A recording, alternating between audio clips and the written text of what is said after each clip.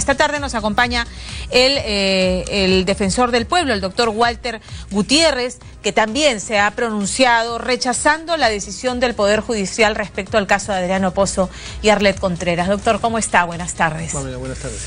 A ver, yo le comentaba fuera de cámaras que el abogado penalista Julio Rodríguez nos explicaba que la sala no pudo haber fallado de otra manera, porque en su análisis de origen, la forma en que fue planteada la acusación fiscal con el sustento de la investigación policial estuvo equivocado, que se fue hacia la figura más grave, que era la de tentativa de feminicidio y tentativa de violación sexual, y no puso delitos o figuras penales alternativas que pudieran haber sido consideradas por los magistrados y terminar condenando a cárcel a Adriano Pozo. ¿Comparte esta opinión? No la comparto ni la descarto. En su hora habrá que evaluar cuál ha sido la actuación de la Fiscalía, pero lo que sí puedo decirle es que claramente los jueces podían haber optado por la tentativa de violación, cuando menos. ¿Por qué? De hecho, uno de los jueces, que es uno de los votos disidentes, el voto en discordia, señalaba que es perfectamente posible condenar por tentativa de violación. ¿Por qué? Porque no es que no haya prueba, como señalan los otros dos jueces. Es un tema de valoración de la prueba.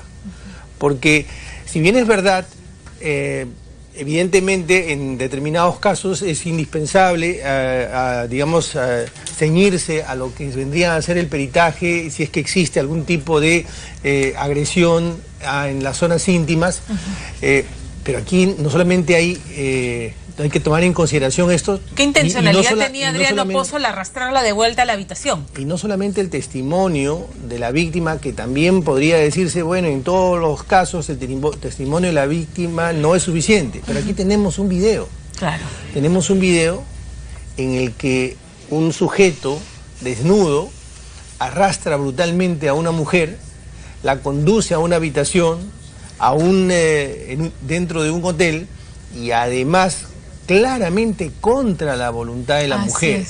Entonces aquí creo que hay que tener muy presente la diferencia entre la consumación, que parece ser que es lo que están esperando los jueces, y lo que es la tentativa. Claro.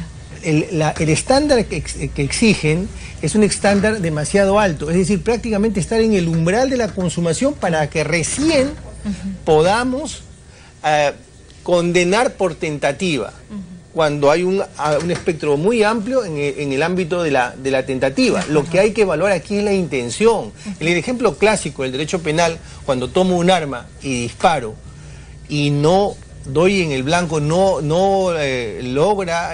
logro dispararle, digamos, frontalmente a la persona, eso no quiere decir que ese acto no sea menos punible. De acuerdo. Ahí hay una intención clara de matar o de hacer daño. De acuerdo. Entonces la tentativa no puede ser evaluada, como digo, en el umbral de la consumación, cuando ya todos los elementos del tipo se dieron. Y pareciera ser que ese es el estándar. Porque si usted revisa la sentencia, en las cerca de 90 páginas, usted va a advertir que los jueces dicen que no ha generado convicción, porque el daño que se ha generado no es un daño tan gravoso. De acuerdo. ¿Qué esperamos? ¿Que la mate o que está a punto de matarla?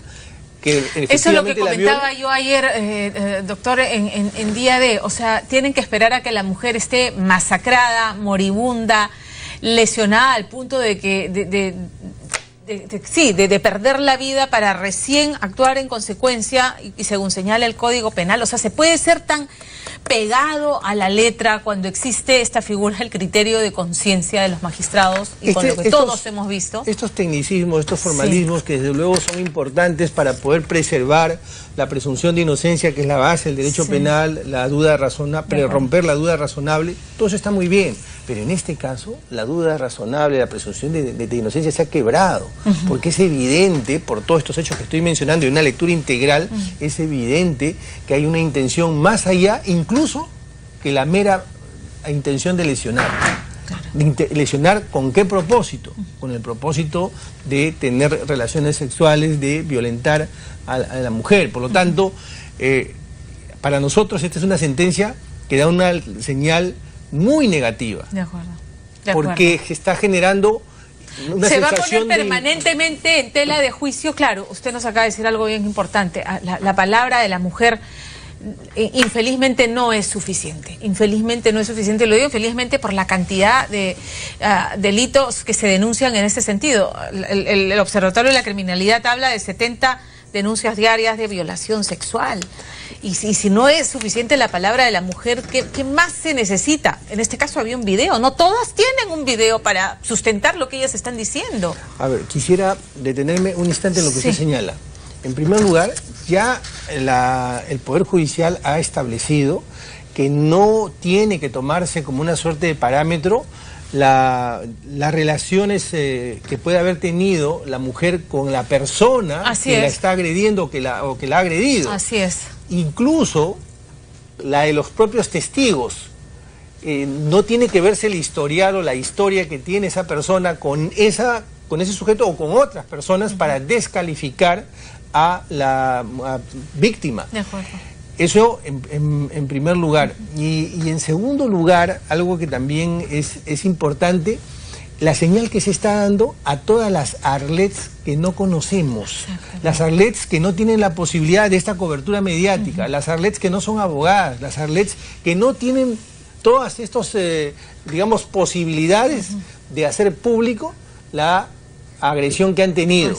Esta sentencia es muy negativa también en ese aspecto. Los jueces olvidan que el derecho penal tiene como propósito también estandarizar conductas, normas de conductas.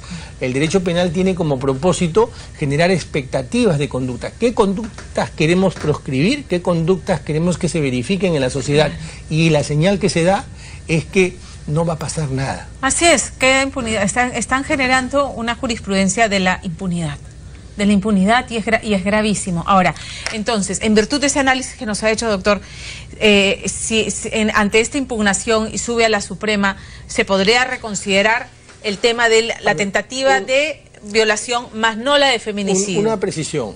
No, esto no sube a la Suprema. Ya no sube. No. No, estamos en... esto ha sido resuelto en primera instancia en Ayacucho. Lo que pasa es que es un nuevo juicio. Ok, ¿no? sí, claro. Entonces esto va a subir a la sala penal allá en Ayacucho, en el Distrito Judicial de Ayacucho, y ahí lo que se va a buscar probablemente, lo que persiga la Fiscalía es que se anule y se vuelva a juzgar. Y en ese nuevo juicio ver todas estas alternativas que podría ser... añadir otras figuras penales alternativas, que era lo que decía. O que se valore de otra manera la prueba, porque quiero subrayar e insistir en este tema. El tema no es que no haya prueba, el tema es cómo se está valorando la prueba.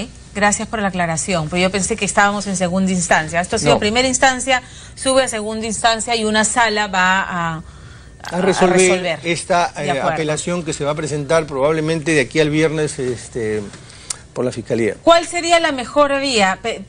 O sea, apuntar a que se anule y empezar de nuevo el juicio y incluir figuras penales alternativas o insistir en la tentativa de violación como la sustentó usted. Yo entiendo que ese va a ser el camino, pedir la anulación. A pedir la anulación.